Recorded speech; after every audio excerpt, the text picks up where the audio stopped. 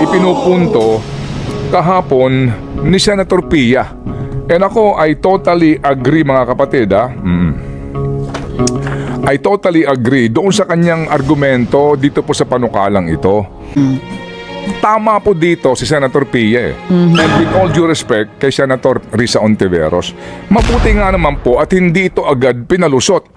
Nagkadebate sila muna kasi nga daw po sinarhan na yung period of interpellation and debate and yung period of amendments. Pero tama dito si Ma'am Pia Kasi po mga kapatid, ang tinutukoy niya rito dahil sa nagpasa po kumbaga ng isang panukala na hindi klaro kung sakasakali po na nag-promissory note nga yung pong pasyente.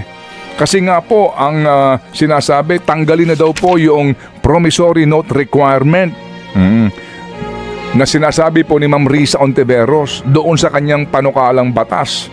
Tanggalin na po yung promissory note requirement. Kasi nga po may mga ospital na hindi po pinapayagan na makalabas yung pasyente o makuha yung bangkay nung namatay ng pasyente kapag hindi ka muna nagbabayad. So nangyayari po usually dyan ay either humingi ka ng guarantee letter sa politiko o government office or mag-promissory note ka. Ang sinasabi po ni Ma'am Pia Cayetano, sandali lang, kung yung ospital ay papayag na makalabas ang pasyente nang hindi nagbabayad sa kanyang remaining bill, ito po hindi sa pagkampi sa ospital Ang ganda kasi ng punto niya rito. Sinasabi niya, sino magbabayad? Yun ang wala sa batas, ika niya. Tama naman po dito si Ma'am Pia. Tama siya kasi dapat mo rin maunawaan na yung ospital umaasa rin naman sa kanila pong kinikita sa kanila pong mga bills ng kanilang mga pasyente. True. May PhilHealth, mayroong health insurance. Uulitin ko hindi po sa pro-hospital ka dito. Ang binabanggit lang po dito ni Ma'am Pia, ilagay natin sa batas. Ilagay sa tamang konteksto. Hindi. Tsaka linawin, yun din ang sinasabi niya. Ilagay mismo yung provision. Sino magbabayad? Kasi ang hirap po dito yung, sorry po pasintabi po sa lahat, kay Ma'am Risa, mahirap kasi papogi ka ng papogi sa batas Ang gandang pakinggan, ang sarap pakinggan, anti-hospital detention law na ipasa namin.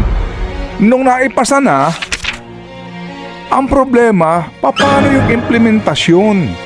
So ipapaasa mo na naman doon sa IRR. So yung IRR mismo, usually kine-question din yan kapag yung IRR mismo ang naging kumbaga main law. Implementing rules lang So ang request po naman dito ni Ma'am Pia, ika niya, pwede ba natin klaruhin lang yan? Sino ang magbabayad? Hindi pwedeng lumabas yung pasyente nang walang kasiguraduhan. Paano naman makukubra kung legal naman ang lahat ang dapat bayaran ng ospital? Matakin nyo yun? Ilulusot nila yung ganong batas nang hindi na pag-iisipan na naman. Bakit? Nagmamadali na naman. Of course, kasama sa accomplishment yan,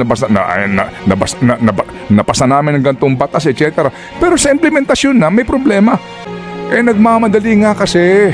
Di ba? Minamadali for pogi points ang kadalasan. Pag nandidiyan na, ay mali, ulitin natin ang batas. Na-implement na, nagkagulo na. Hindi po ba? Yung pong ating panawagan dito, with all due respects. Kaya kahapon po, sabi ko, nung nag-diskusyon sila, ay, mabuti naman.